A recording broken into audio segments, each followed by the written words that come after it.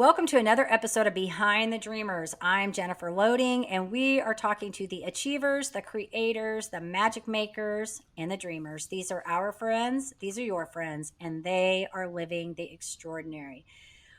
Well, I am excited to get my guest on today. She says that her traumatic brain injury marked the beginning of a new life and personal journey of self rediscovery. She joined the Head Injury Survivors Club, as she described it, in 2015, the night another car pulled out in front of her. It wasn't until 3 months later that she realized something was seriously wrong. And so you guys are going to get to hear from her in a few minutes. I'm going to tell you a little bit more about her. But before we do this, I do need to do a shout out to our sponsors. So today's episode is brought to you by Walt Mills Photography. If you are a creator needing post-production, consultation, or promotion, Walt is your guy. Whether short films, YouTube films, photography work, or a new headshot, Walt can help you find a solution to match your needs. To learn more about him and his work, you want to go to photosbywalt.com. We also want to give a shout out to my friend Chris Clow of Upbeat Media Productions. If you are in need of turnkey special event production, Clow is your go-to. To learn more about him and his work, go to upbeatmediapro.com. All right, so here we are with another episode, another fabulous guest. I'm going to tell you guys a little bit more about her, and then we are going to get her on here and get into this conversation. So Kelly Tuttle is a neurology nurse practitioner and a newly published author. Her book she wrote After the Crash provides hope for TBI survivors while encouraging them that they can live a normal life, again, without added stressors of emotional, physical, and cognitive challenges. Kelly says she has front row seats to observe patients struggling with many of the same things she experienced in her recovery. She strives to share her coping strategies and tools and help them continue to work and study while they heal. She also wants TBI patients to know there is hope. She got better and they can too. So welcome to the show, Kelly. So excited to have you here today. Thank you for having me, Jennifer. I'm excited to be here today too. Thanks. This is so awesome. And you have such a great smile on your face today. So I'm excited to chat with you. This is going to be fun. So let's talk about this new book. It just released this month. Am I correct? Brand new book. First time writer, right? Yes, exactly. I'm very excited about it. I really like the way that it came out. It was real important for me for the book to be super easy to read, and to get to the point, basically. Get to the point of the tools and strategies people will need to get better. Yeah. And didn't you tell me, I feel like I know we talked offline, but I feel like in our online conversation, you told me you wanted this to be more about the tools than just the inspiration. Am I correct?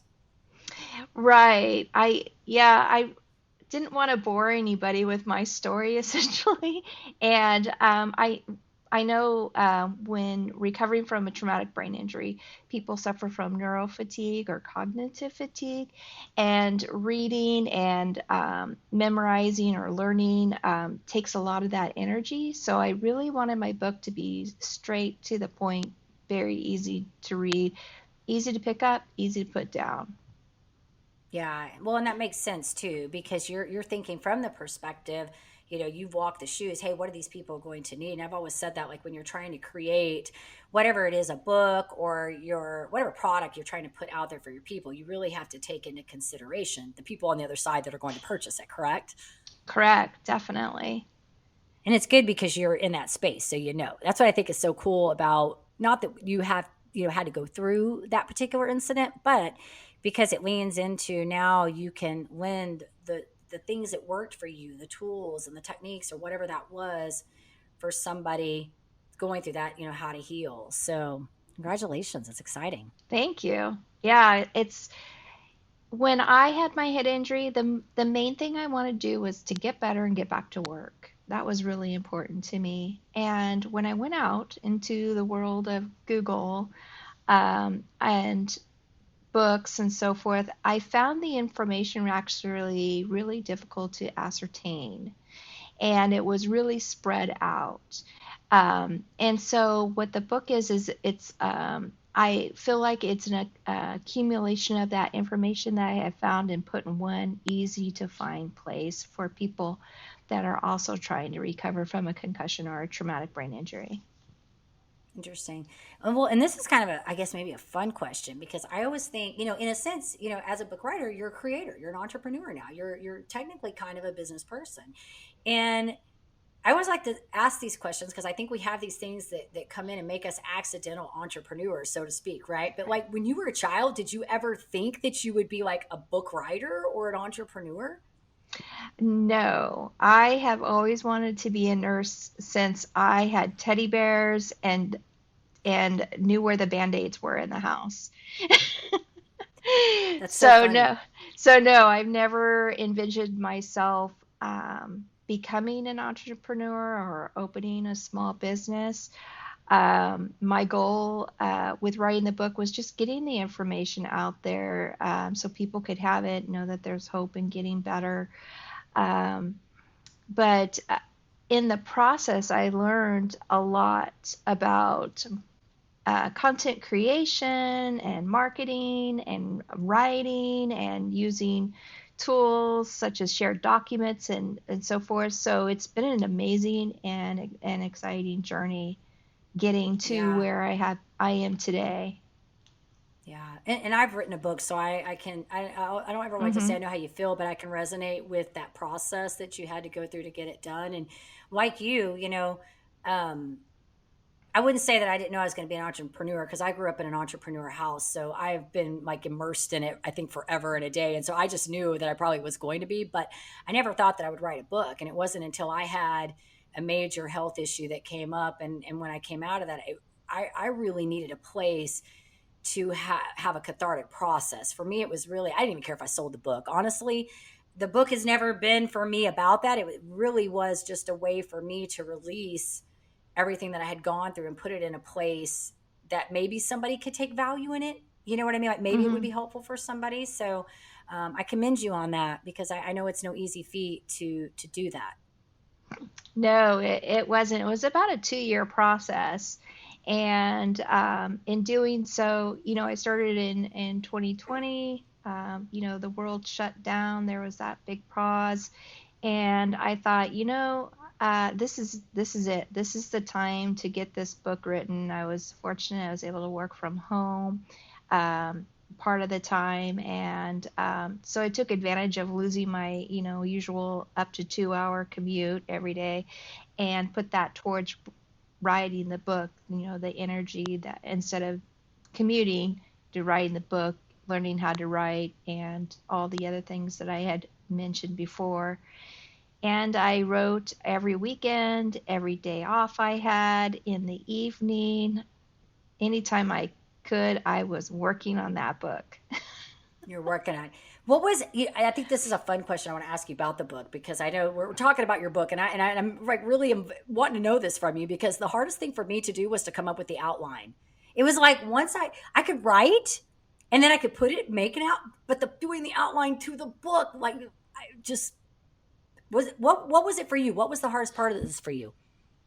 Um, uh, you know, Writing the beginning, the start of the book was the Mm, hardest part. So I actually started writing the middle part, the tools and strategies first, and then I finished the book. I wrote the 6 steps to beginning to live your life again, and that was easy. But picking the title and writing that first paragraph was the hardest.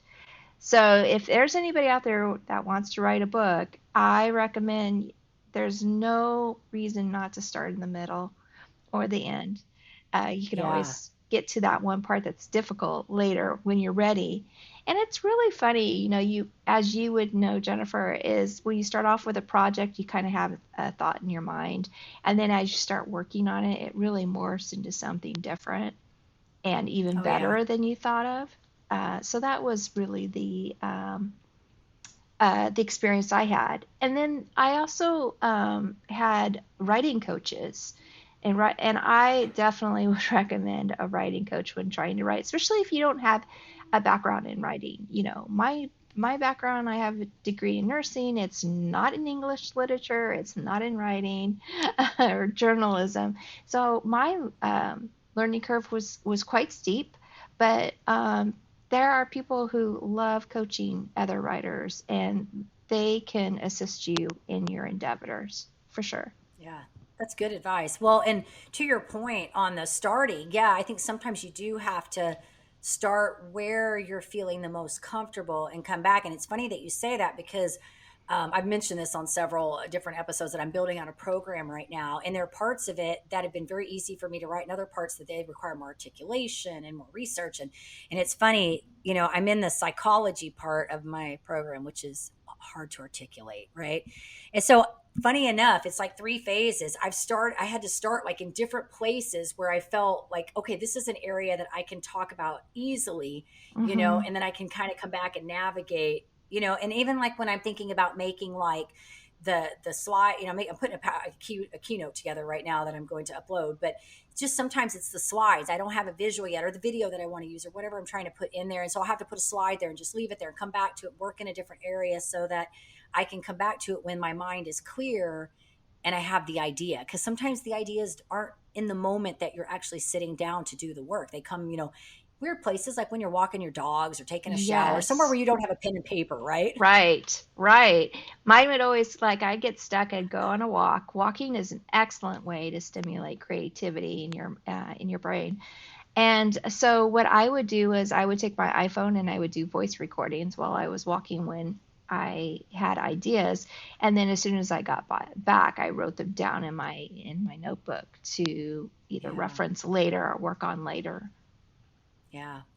This is great. Well, I want to talk to you a little bit about what you went through. Not that we need to get into all the details of that because I know that that was a lot, and I know how it is when you get into those conversations. But you came through that, and that's what I think it is a remarkable thing that you took a traumatic injury, right? You took a condition, and then you healed yourself, and then you're able to talk about it, which is what we love. Because a lot of times people they get things happen to them or conditions, they really just get boggled down and they don't come out of it. Like they stay stuck in that forever. And so Right. it's not just that you had this, but now you wrote a book talking about this and how to help other people with this. So I want to ask you, first of all, what have you learned about yourself in this journey? Like, what do you feel like has been the big takeaway from you in this? Well, wow, there was a lot of takeaways. One of them, just like what you just alluded to, that some people kind of stay stuck in the past, but learning to let go and being okay with my cognitive limitations, my energy limitation, and learning to work around that, like still persevere, but not give up. You still keep your toe in the water, but not leave the pool. That kind of thing. I learned Yeah. a lot about that.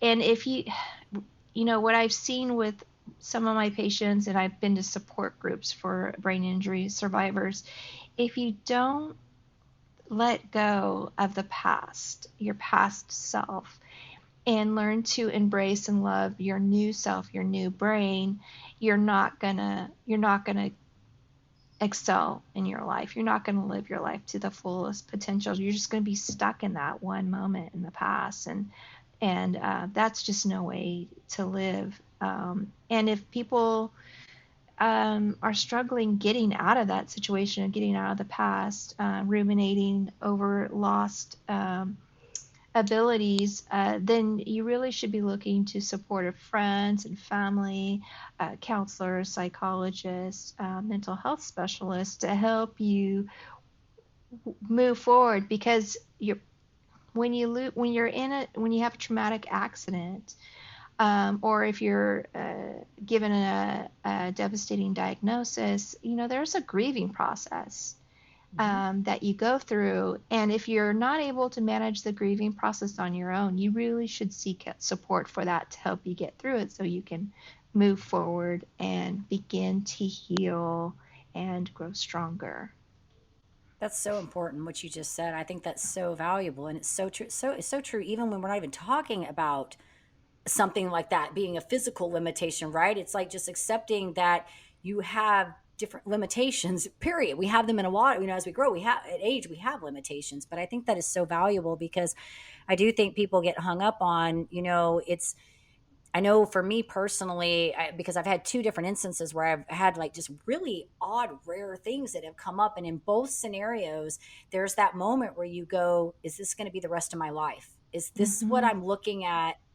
Even right now, I'm in the middle of something and I'm thinking, is this what's going to be that I have to take this? I don't like, I'm going to be honest, I don't like pharmaceuticals. I don't like medicine, and so in my mind, I'm wrestling with this whole idea of, am I going to be stuck doing this, taking this? Confined that I have to do this in order to feel okay, right? Like, so there is that. And you do have to get to a place, I think, where you recognize that there may be limitations and embrace the new, right? It's really about kind of having gratitude and being grateful for what you can do and how you can thrive, right? Right. And um, to go back to what you're saying is when you're in the moment, like say if I have a bad brain day, like something happened, I got really emotionally stressed and then had a bad night of sleep, I'll have a bad brain day. The next day, I'll just feel out of it and I feel like I've regressed in my progress, right? And you just get frustrated. You're just like back in the penalty box of recovery, and you're sitting on the couch. You're scrolling through social media, seeing your friends move on and live life while you're, stuck or couched until you recover, and that could be a serious bummer. The other issue too is the uncertainty with chronic illnesses or traumatic brain injury. Just what you said, is it always going to be like this? Is it ever going to be better? Am I ever going to be okay again? And that uncertainty is so hard to live with and to cope with. And then that's just, you just have to tell yourself you're going to do the best you can and live each day to the best of your ability. And if you're having a bad brain day, it's a day that you instead of being bummed and sit on the couch, think, hey, this is a great excuse to pamper myself and do things that I want to do, be a little selfish. Um, so yeah, it is not easy, and anybody who moves beyond, above and beyond an illness or a traumatic event, I mean, kudos to you, and big pats on the back every day that you get up, get dressed, and go out the door.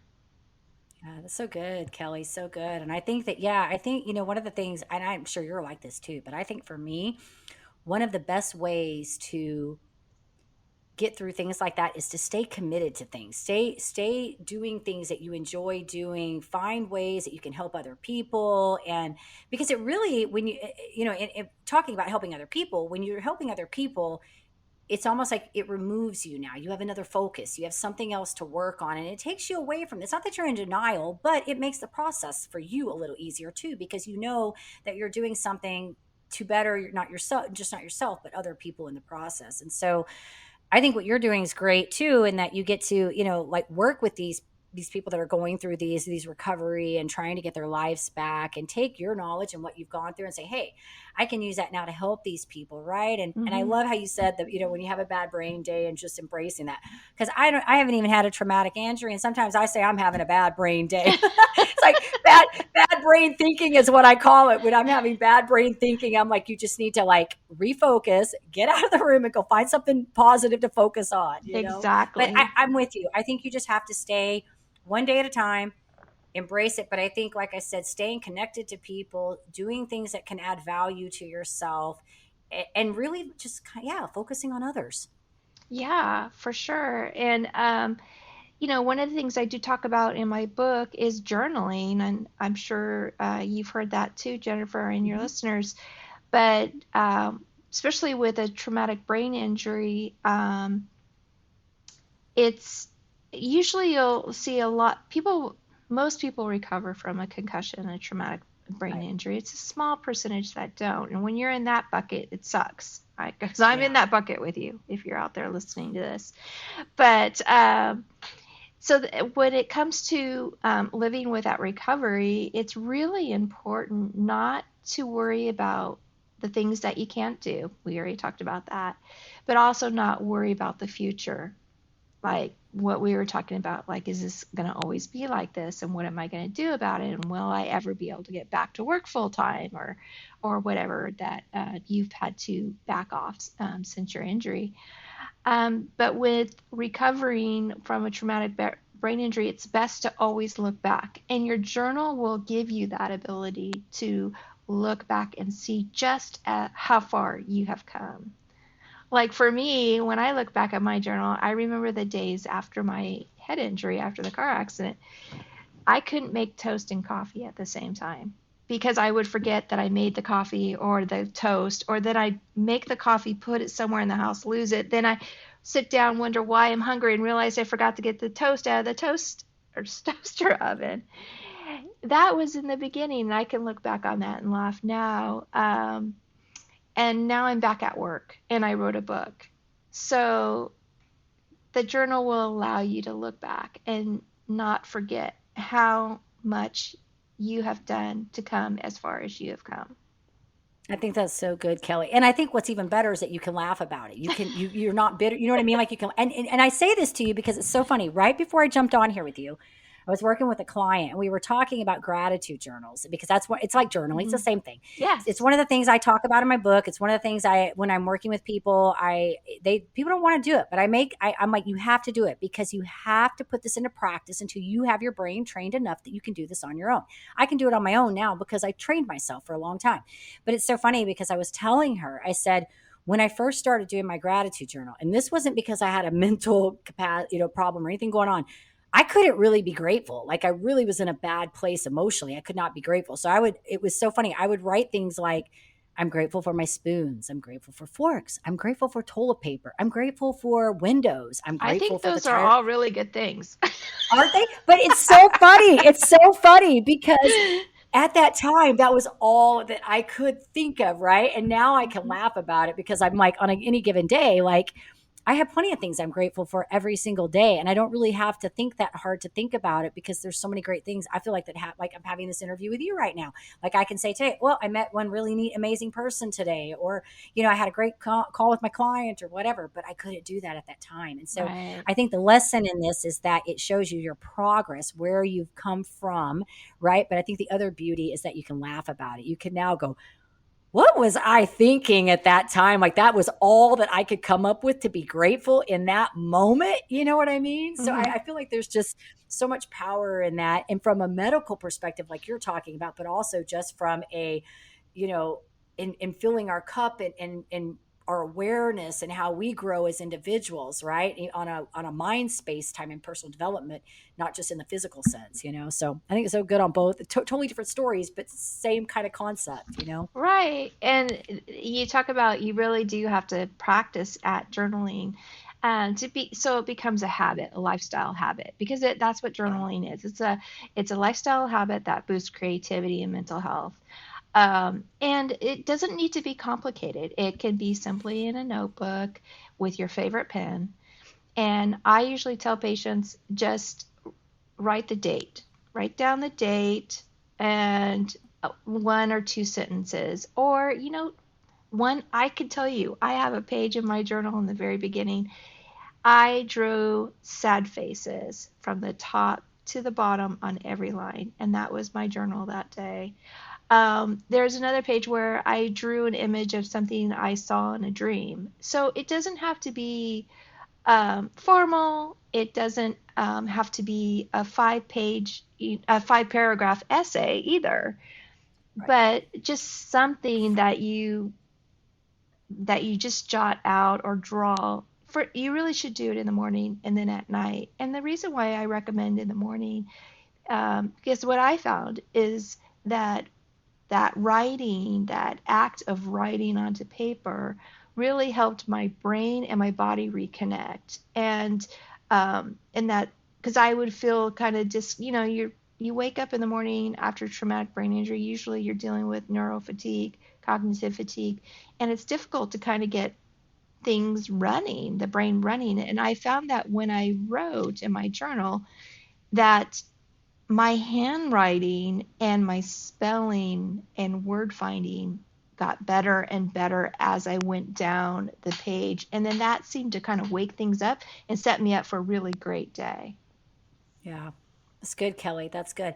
Well, one more question I want to ask you, because I know you have these, you talk about these 6 steps to coming back after an injury. And I'm assuming the journal is one of those steps that you have listed in there. Is You can correct me if I'm wrong, but maybe you have a few of those you want to share with us for somebody? Because I have a feeling that some of these are going to apply for really any type of, condition that somebody's trying to come back for and get back into having their normal life. Well, the journaling's actually in the tools and strategies Okay. section, the middle of the book. Okay. The 6 steps to getting back to life is one of them we already talked about. First, letting go, Love it. and then getting in touch with your core values and passions, just what you were speaking about before, also. Hmm. And then I talk about managing your finances, because that's not if you're having issues paying your mortgage and your bills and so forth, you're not going to feel healthy or want to do the right things to help heal your brain. And then I talk about job protections a little bit, Family Medical Leave Act, disability accommodations, student disability accommodations. Should you get a lawyer? Sometimes after a head injury, it's related to a third party insurance. Yeah, those are some of the things Yeah. I have. And then, of course, the last thing I leave with my readers is hope. Have hope. There is hope. You will get better. I'm not saying you're going to be cured to 100%, Right. but there is hope you will get better. Recovery normally from a head injury, like what I was saying before, is it can be after you can recover from concussion a couple weeks, 3 months, 6 months. We usually see the most improvement in your recovery within 2 years of the head injury. But that doesn't mean it ends there. It just Right. means that the progression is slower and incremental and subtle. But the continuing to grow um, uh, is does occur. It doesn't end at that 2 year period. Yeah. So I think the big takeaway here is to be patient with the process. Yes, yes. I often tell my patients, I'm like, you can do everything you can to support your brain's health, and that would be good sleep, nutrition, exercise, and mindful thinking. Um, but you can't make your brain heal any faster than it's ready to heal. Your brain really, in this situation, is the boss of you. Yeah. And some people, the recovery is fast, and some people, it's super, super slow. But all you could do is just be patient. Be patient and know that time is your friend. Yeah, that's good, Kelly. Well, and I love that you, in your talk about your book, just, really talk about the core values and the mindfulness and all of those things, because I think so many of those things are really important to your health. Because, in my book, I talked about that because when I was going through my stuff, yeah, I went on a low carb diet and that helped because I reduced inflammation in the body, got that in place. But it's hard to get healthy just on that alone, just on changing a few things within your diet or whatever. I mean, this is really, I think these same things apply just to be healthy in life, right?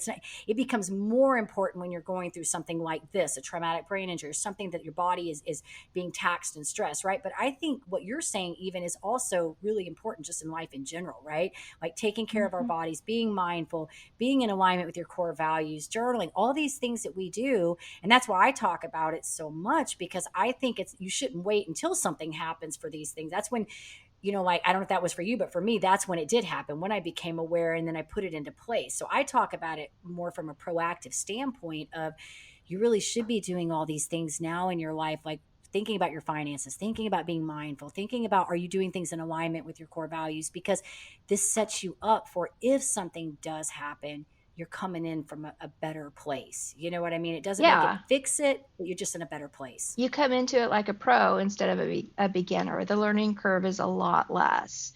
And that's how Yeah. I am really thankful for, I, sh- this sounds weird, but the timing of my accident. I Um, get it. Yeah.